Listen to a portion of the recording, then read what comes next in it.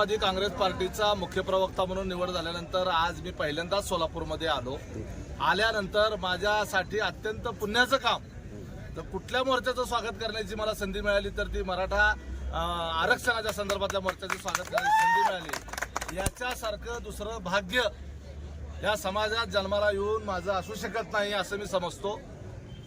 पक्षाच्या भूमिका मांडत असताना राष्ट्रवादी काँग्रेस पार्टीची एवढंच नव्हे तर सर्व पक्षाची मराठा समाजाला आरक्षण मिळालं पाहिजे ही भूमिका आहे. आमची भूमिका कायद्याच्या कक्षेत ते उद्या टिकलं पाहिजे ही आहे. जर टिकलं तरच आपल्या मराठा समाजाच्या मुलांच्या लाभात आहे, नाही टिकलं तर लाभात नाही आहे. 50%च्या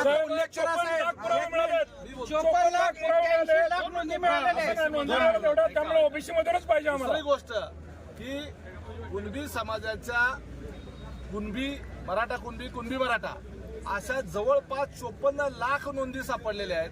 कदाचित त्या उद्या 1 कोटीपर्यंत जातील.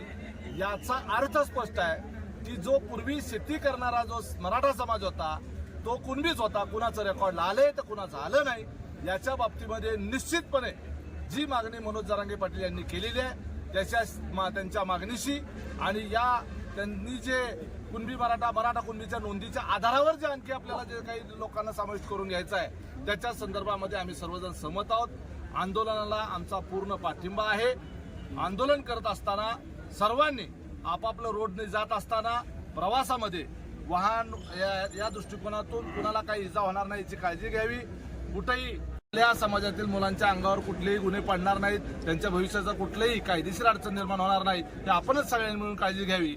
विशेष बाब म्हणजे मला माऊली पवारांचं विशेष कौतुक करायचं आहे. या ठिकाणी अनेक मंडळी आहेत, वेगवेगळ्या राजकीय पक्षाची आहेत, परंतु त्याच्यामध्ये सर्व धर्मीय सहभागी आहेत. याच्यामध्ये आमचे धनगर समाजाचे बांधव असतील, माळी समाजाचे बांधव असतील, आमचे मुस्लिम बांधव असतील, यांनी देखील मराठा समाजाच्या या आरक्षणाच्या आंदोलनाला पाठिंबा दिलाय.